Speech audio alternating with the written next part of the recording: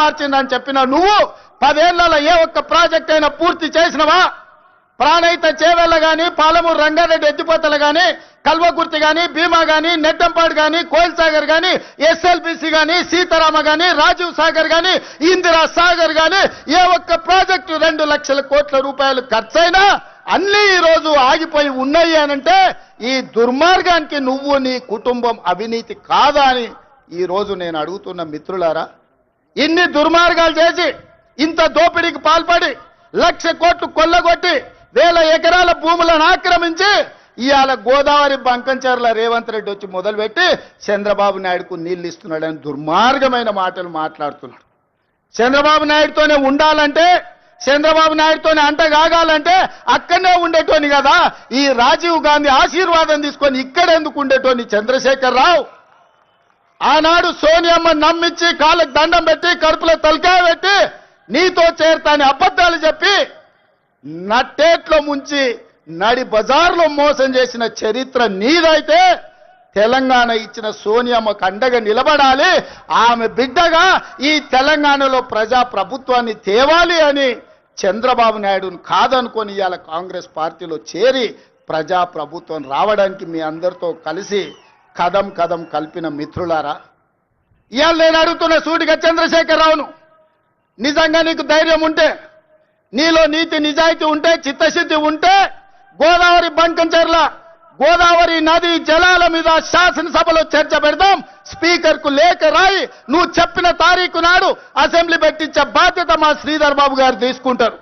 నువ్వు నేను చర్చ చేద్దాం. గోదావరి జలాలలో తెలంగాణకు అన్యాయం చేసింది ఎవరు? ప్రాణహిత చేవెళ్లను తరలించే 1,00,000 కోట్లు దోసుకున్నది ఎవడు? ఇవాళ గోదావరి బంకంచెర్లలో 3,000 టీఎంసీ సముద్రంలో కోతున్నాయి. రాయలసీమకు తరలించమని చెప్పింది నువ్వు కాదా? 2016లో మొత్తం వివరాలతో నేను వస్తా. నువ్వు సిద్ధంగా ఉన్నవా? నువ్వు చెప్పినాకనే కదా ఉమాభారతి గారి ఆదేశాల మేరకు చంద్రబాబు నాయుడు గారు 2016లో ఆనాడు జీవో ఇచ్చిండు.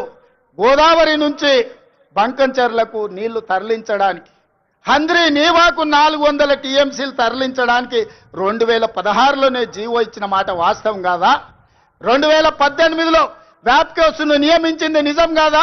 వ్యాప్కోస్ సంస్థ 400 టీఎంసీలు గోదావరి జలాలను హంద్రీ నీవాకు బంకంచెర్ల ద్వారా తరలించడానికి ప్రాజెక్టు రిపోర్ట్ ఇచ్చిన మాట వాస్తవం కాదా? ఇవన్నీ నీ నాయకత్వంలో నువ్వు ఇచ్చిన బోడి ఉచిత సలహాలతోటి ఈరోజు గోదావరిలో 3,000 టీఎంసీలు నీళ్లు సముద్రంలో పోతున్నాయని నీ దిక్కుమాలిన సూచనలతోనే ఈరోజు ఈ దరిద్రం దాపరించిన మాట నిజం కాదా? ఇవాళ నువ్వు చర్చకు సిద్ధంగా ఉన్నావా? గోదావరి జలాలను రాయలసీమకు తరలించకపోయినని రోజమ్మ పెట్టిన రాగి సంకటి రొయ్యల పులుసు తిని రాయలసీమను రతనాల సీమ చేస్తా అని చెప్పిన చవటవు నువ్వు కాదా అని నేను అడుగుతున్నా. నీకు జీవితం ఇచ్చి, నీకు బతకడానికి నీడనిచ్చి, నిన్ను ప్రజాప్రతినిధిగా చేసి తెలంగాణ ముఖ్యమంత్రిని చేసిన తెలంగాణను ఎడారిగా మార్చి వందలాది గోదావరి టీఎంసీల నీళ్లను రాయలసీమకు తరలించమని చెప్పింది నువ్వు కాదా? ఇవాళ నువ్వు సిద్ధంగా ఉన్నవా? నేను అడుగుతున్న చంద్రశేఖర్ రావు గారు, నీ వంది మాగదులతో మాట్లాడించడం కాదు, నీ శనీశ్వరుడైన అల్లుడితో మాట్లాడించడం కాదు. నేను సిద్ధంగా ఉన్నా. గోదావరి బంకంచెర్ల ప్రాజెక్టు మీద నువ్వు చర్చకు రా. స్పీకర్ గారికి ప్రధాన ప్రతిపక్ష నాయకుడిగా లేఖ రాయి. శాసనసభ సమావేశాలు పెడదాం, ఎదురెదురుగా నిలబడదాం, మాట్లాడదాం. ఎవరు నిజాలు, ఎవరు జీవోలు ఇచ్చారు, ఎవరు తెలంగాణను దెబ్బతీసిండ్రో, ఎవరు నువ్వు తెలంగాణను దోక చేసిండ్రో, ఎవరు కాళేశ్వరం కడితే కూలేశ్వరమైందో చర్చ చేయడానికి నువ్వు సిద్ధంగా ఉన్నవా? ఒకరోజు గోదావరి మీద చర్చిద్దాం, రెండో రోజు కృష్ణానది జలాల మీద చర్చిద్దాం. ఉమ్మడి రాష్ట్రానికి ఆనాడు పచ్చావత్తు ట్రిబ్యునల్ 811 టీఎంసీలు ఏకంగా కేటాయిస్తే 811 టీఎంసీలలో తెలంగాణ రాష్ట్రం విడిపోయినప్పుడు నువ్వు పోయి చంద్రబాబు నాయుడు దగ్గర వంగి వంగి సంతకం పెట్టి 512 టీఎంసీలు ఆంధ్రప్రదేశ్ తీసుకోండి, 299 టీఎంసీలు నాకు సరిపోతాయని సంతకం పెట్టింది నువ్వు కాదా?